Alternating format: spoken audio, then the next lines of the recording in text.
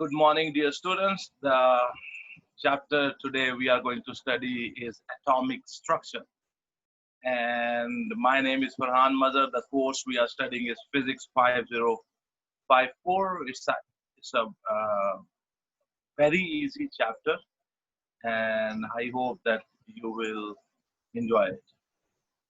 Okay, so let's start.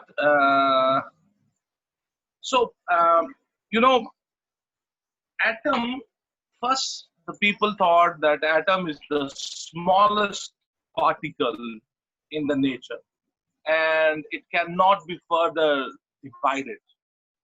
It cannot be divided into subparticles. But then when the science and technology progressed, then we came to know that the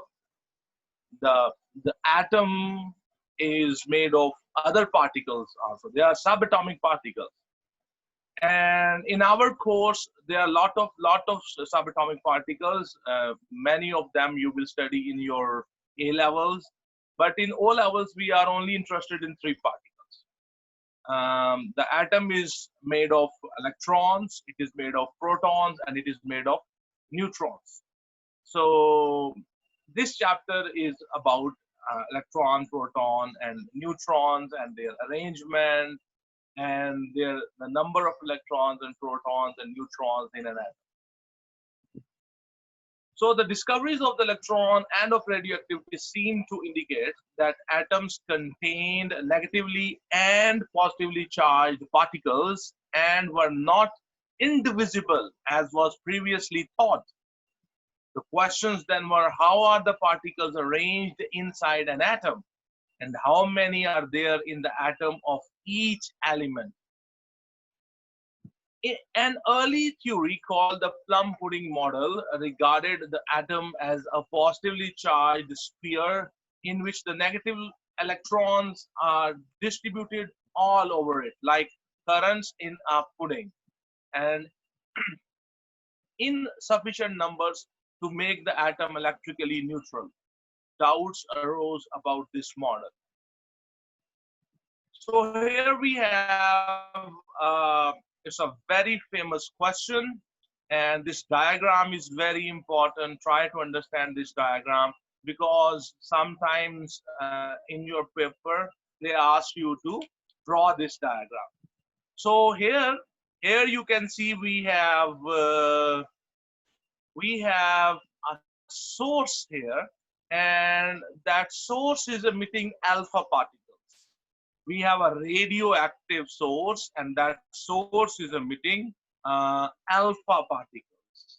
Here we have that source, and that is emitting alpha particles.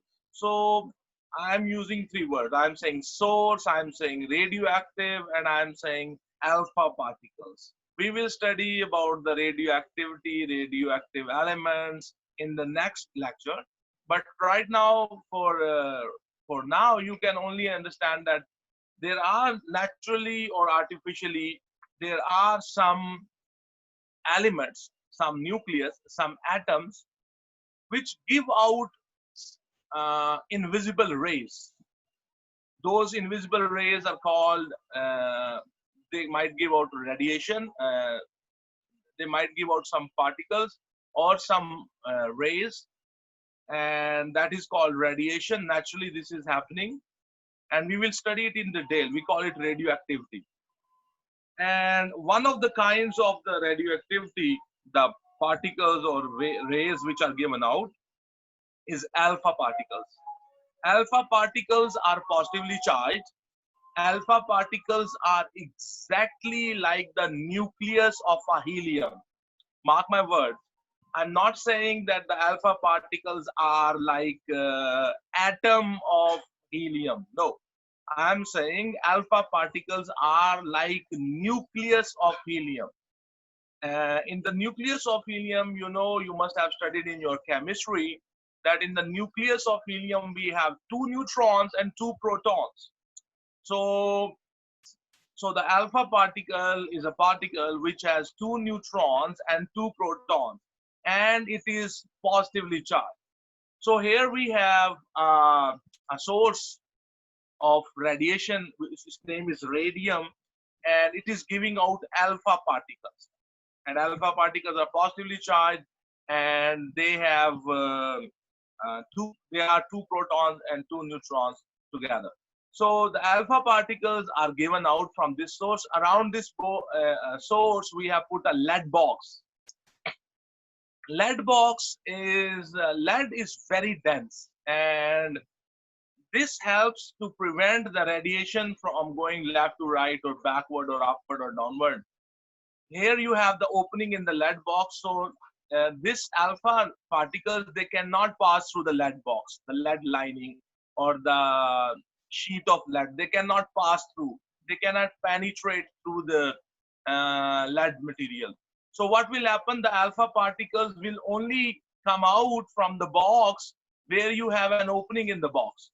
So the alpha particles will be coming in this direction. Okay. So here we have a source, here we have a lead box in which the radium source is placed, and it is giving out alpha particles.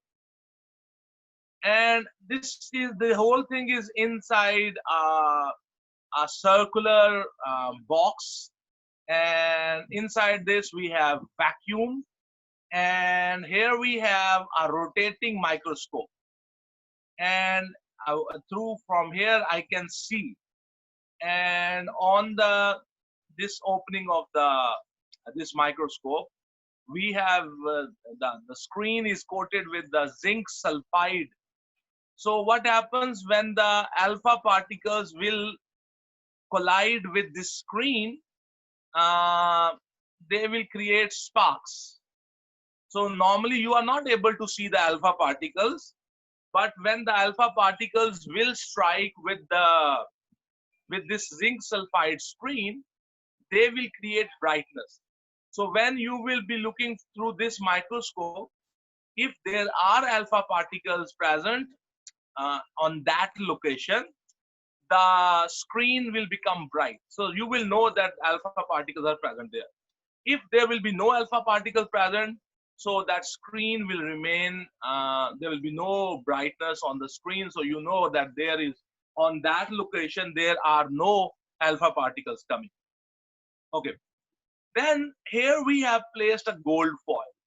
This gold foil is very, very, very thin.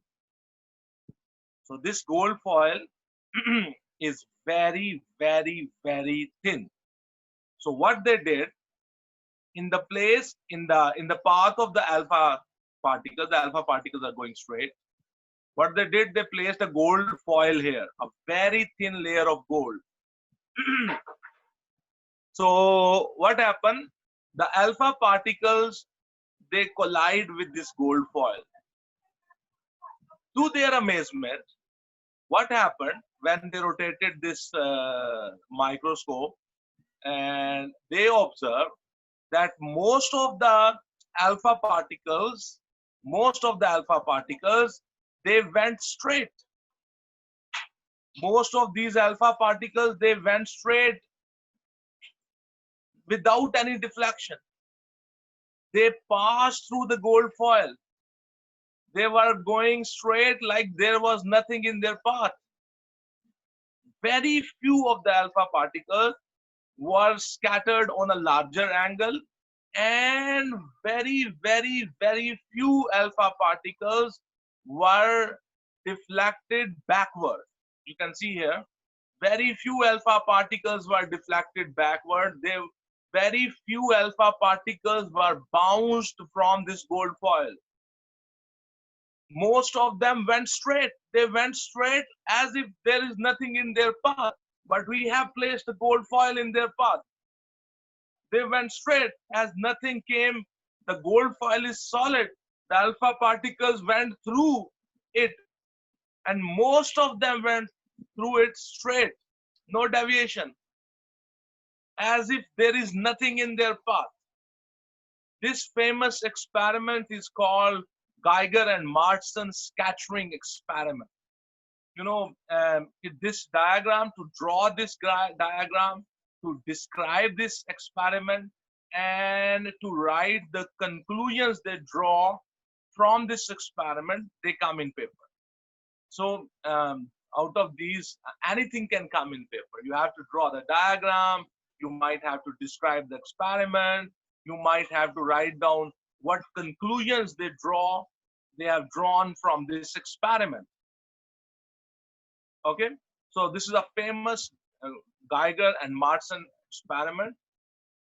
So from this experiment, they made a very big conclusion.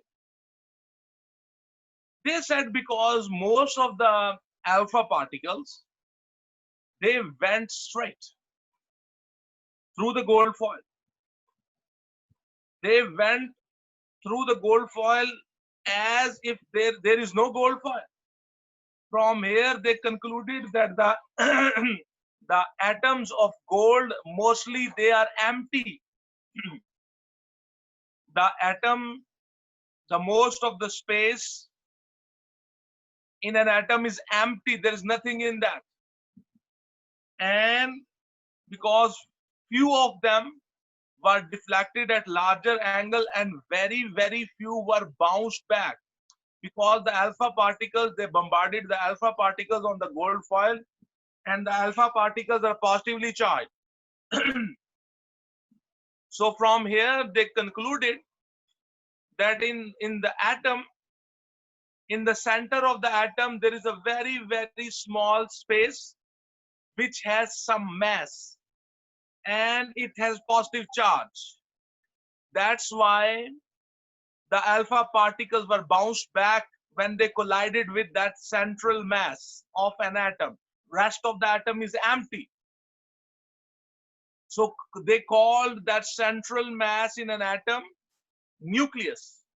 So they said that the nucleus is a very small in size as compared to the atom. The most of the atom is empty space. There is nothing there. And that small nucleus has all the mass. And it is positively charged. That's why the alpha particles which were positively charged, they deflected when they collided with the nucleus. And the most of them went straight because the atom is empty space. So I hope that you have understood this experiment. This is the Geiger and Martin scattering experiment, where they discovered that the atom has a nucleus. They discovered that the atom has a nucleus. While investigating radioactivity, the physicist Rutherford noticed that not only could alpha particle pass straight through very thin metal foil as if it were not there, but also that some were deflected from their initial direction. With the help of the Geiger, of the GM tube fame, and Martin, Rutherford investigated this in detail at Manchester University using the arrangement in the figure which I shown you.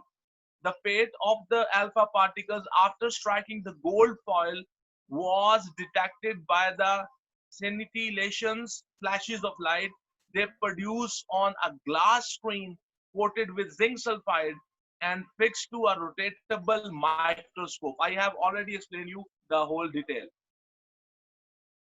They found that most of the alpha particles were undeflected.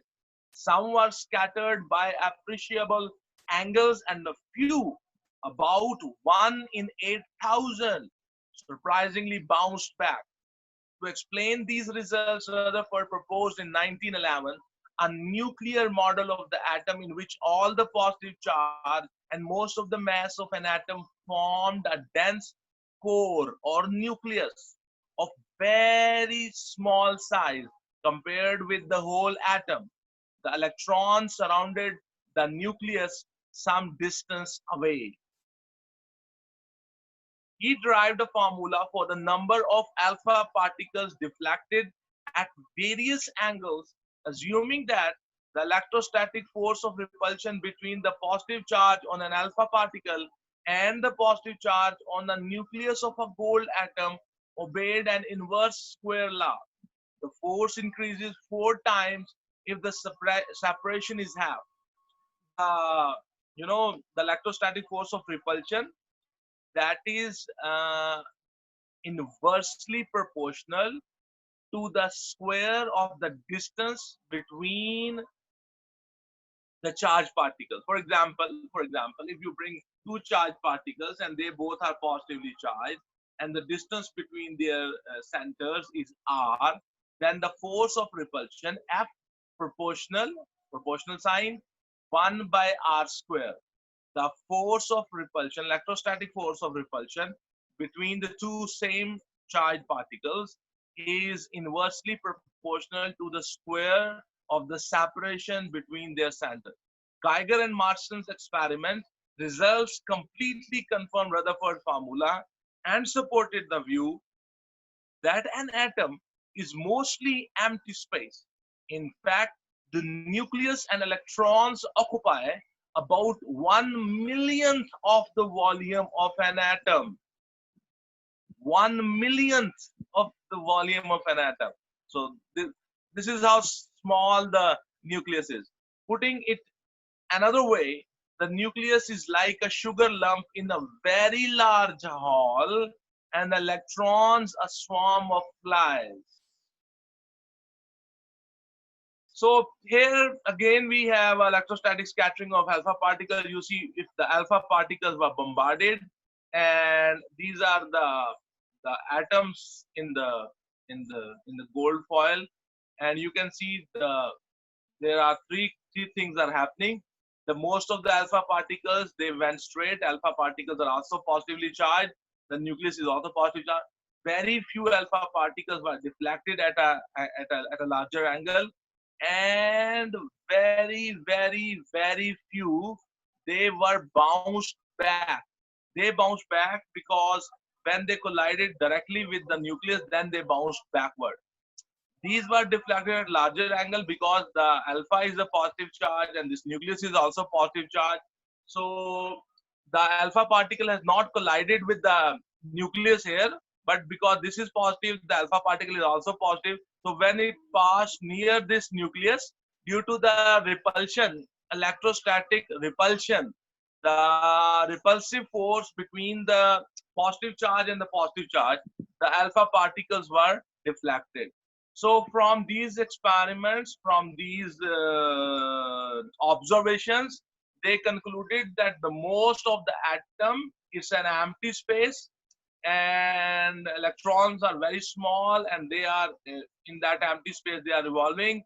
The main thing they discovered is we have a nucleus in an atom, and the nucleus is positively charged, and the nucleus, they discovered that the atom has a nucleus, and nucleus is positively charged, and it is in the center of the atom, and the size of the nucleus as compared to the size of the atom is very small.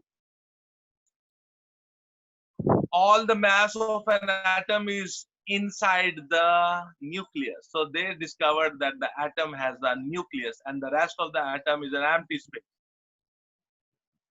Figure 50.2, the previous figure, shows the path of three alpha particles. Particle 1 is clear of all nuclei and passes straight through the gold atoms. Particle 2 is deflected slightly. Particle 3 approaches a gold nucleus so closely that it is violently repelled by it and rebounds, appearing to have had a head-on collision with the nucleus. I hope you are understanding. You see, in this chapter, most of the things we need to read together. So the reading of this chapter is very important. The book we are studying in Pakistan is Physics Matters, and this chapter is not in that book. So very important to read it. We now believe, as a result of an experiment, the sum of which alpha and other high-speed particles were used as atomic probes, that atoms contain three basic particles. Atom has protons, atom has neutrons, atoms has electrons. The protons and the neutrons, they are inside the nucleus, and electrons, they are revolving around that nucleus. Three basic particles: protons, neutrons, and electrons. A proton is a hydrogen atom minus an electron. That is a positive hydrogen ion. Its charge is equal in size but opposite in sign to that of an electron, but its mass is about 2,000 times greater. You see, the proton is positively charged and the electron is negatively charged. The charge on the proton and the charge on the electron are equal.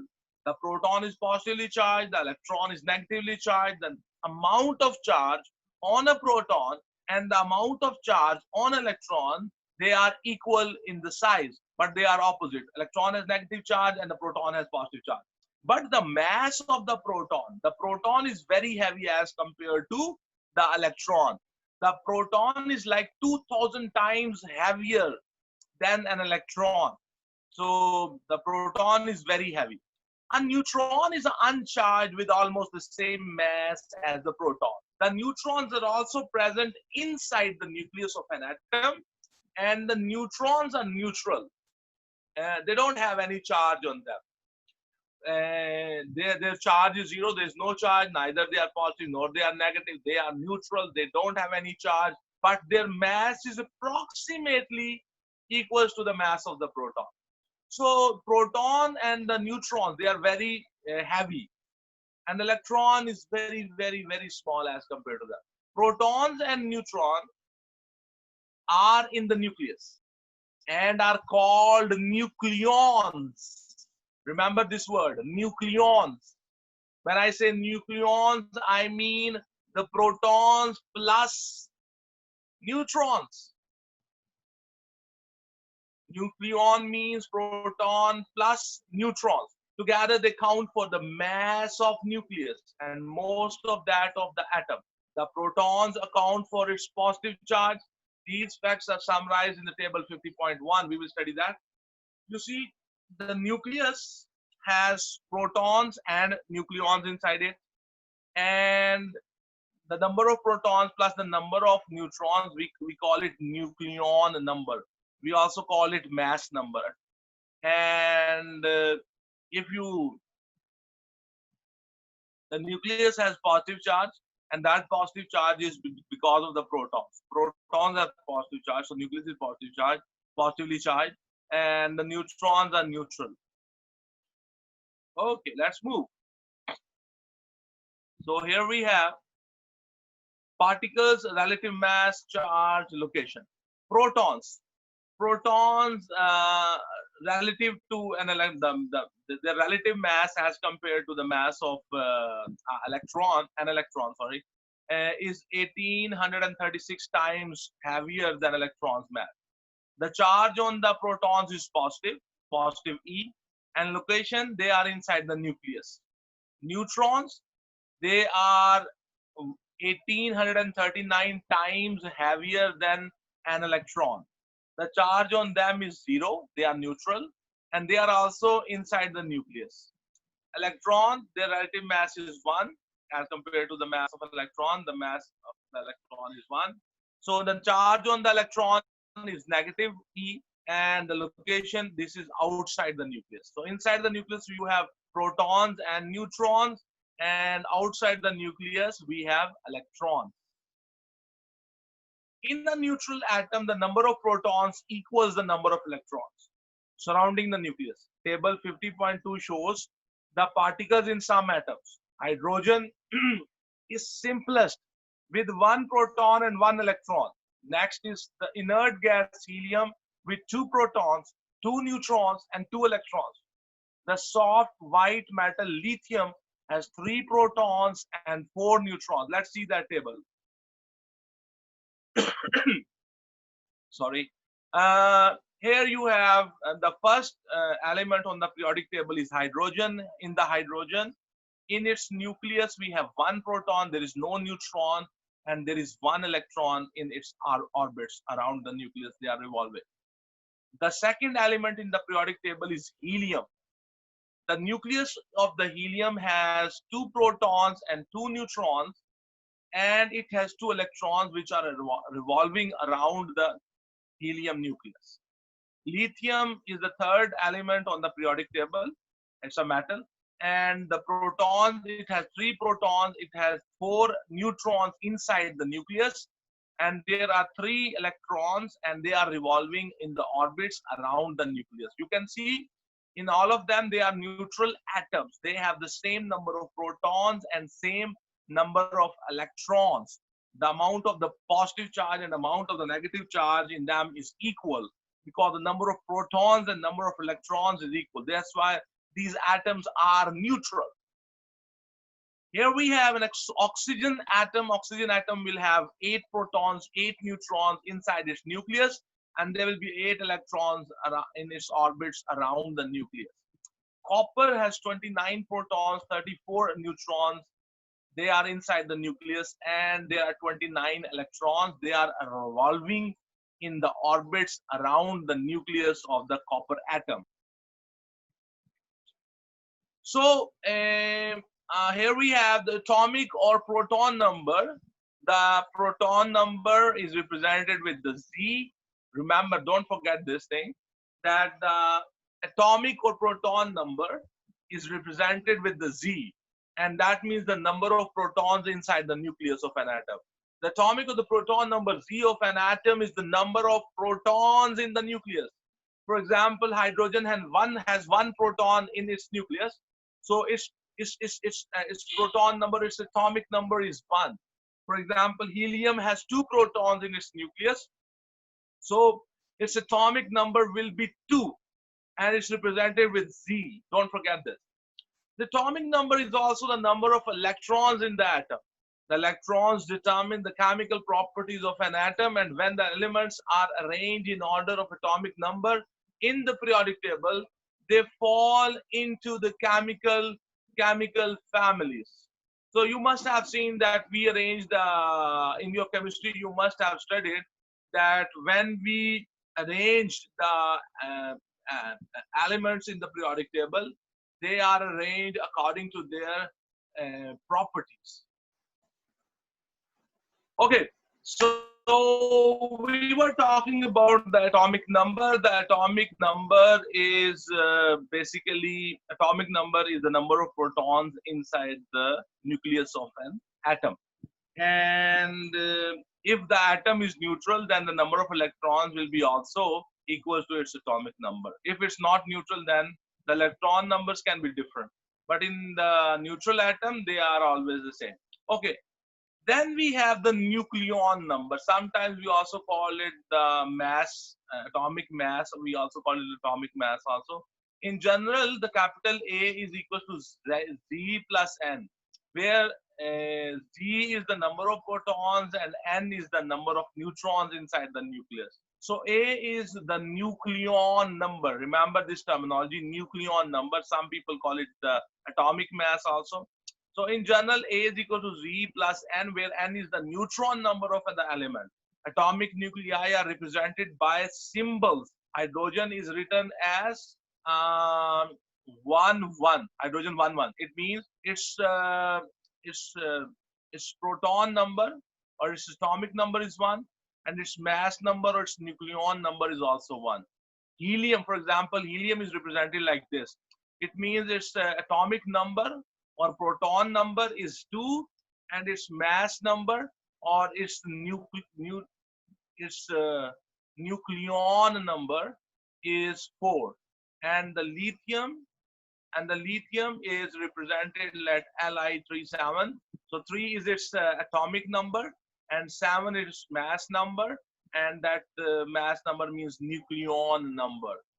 In general, atom X is written as X, and in the subscript we write Z, the atomic number, and in the superscript we write A, which is the nucleon number, where A is the nucleon number and Z is the proton number. The mass or nucleon number, capital A, of an atom is the number of nucleons in the nucleus. Nucleon number means number of protons plus the number of neutrons inside the nucleus. So then we come to isotopes. Isotopes, we in nature, we have atoms which have the same number of protons. So they are anything, element is hydrogen, element is helium, element is copper, and element is iron. An atom is atom of a copper, it is an atom of oxygen. That all depends upon its atomic number, its proton number, Z value. In nature, we have atoms which have the same number of protons, but their nucleon number is different. If you have atoms who have the same number of protons, but their nucleon number is different, we call them isotopes of each other. For example, we have hydrogen 1,1, means proton number is 1, the nucleon number is 1. We have hydrogen 1,2. It means the proton number is 1, but the nucleon number is 2. We have hydrogen 1,3. It means that the proton number is 1, but the nucleon number is 3. You see, all these three, they have the same proton numbers. So they all are the same atoms. They are atoms of the same element, I mean, hydrogen.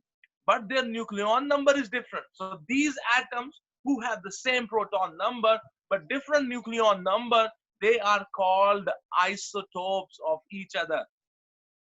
Isotopes of an element are atoms that have the same number of protons, but different numbers of neutrons. That is, their proton numbers are the same, but not their nucleon numbers. Isotopes have identical chemical properties since they have the same number of electrons and occupy the same place in the periodic table.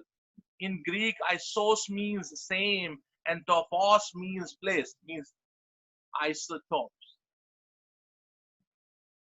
Few elements consist of identical atoms. Most are mixture of isotopes.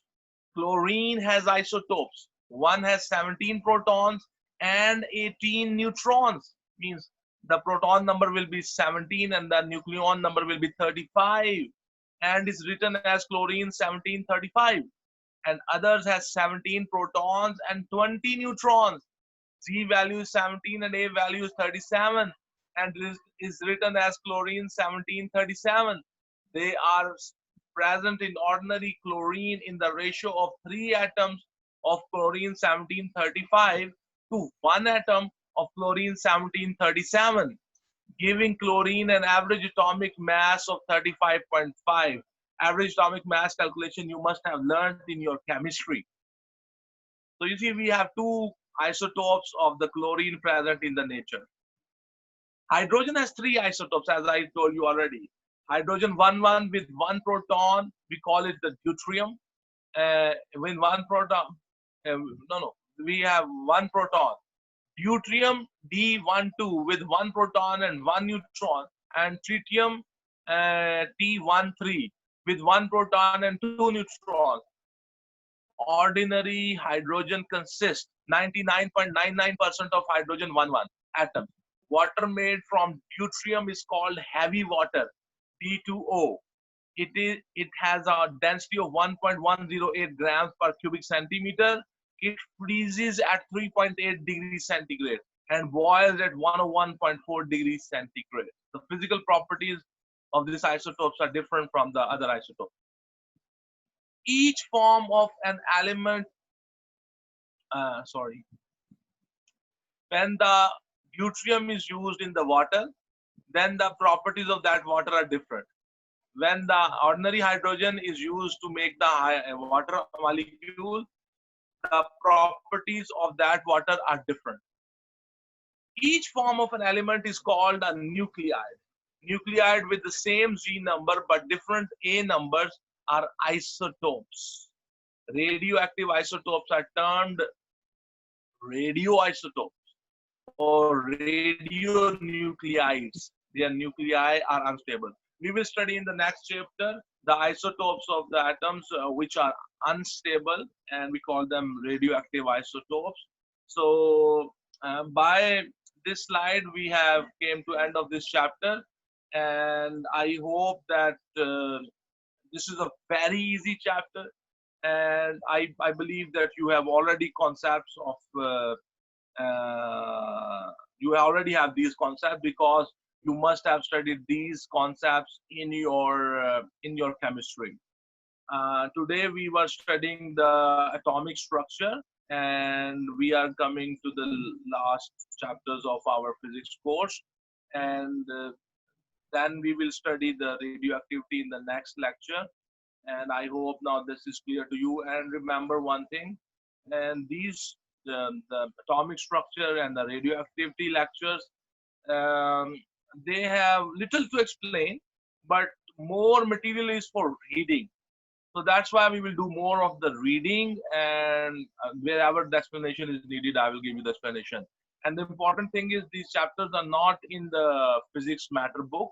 So it's very important that you write down these slides in your notes, and they will be very helpful to you. This topic is very important. The, always the last 4 or 3 MCQs in your paper one are always coming from this topic, and the eighth question is always from on the radioactivity, mostly in the paper 2 section A. Mostly the eighth question is from on this topic. So it's a very important topic, the atomic structure and then the radioactivity. So I hope that you understand that in this, the most of the time you will be doing the reading from the slides. Is very important. So thank you very much, everybody. Have a good day, and God bless you all. Have a good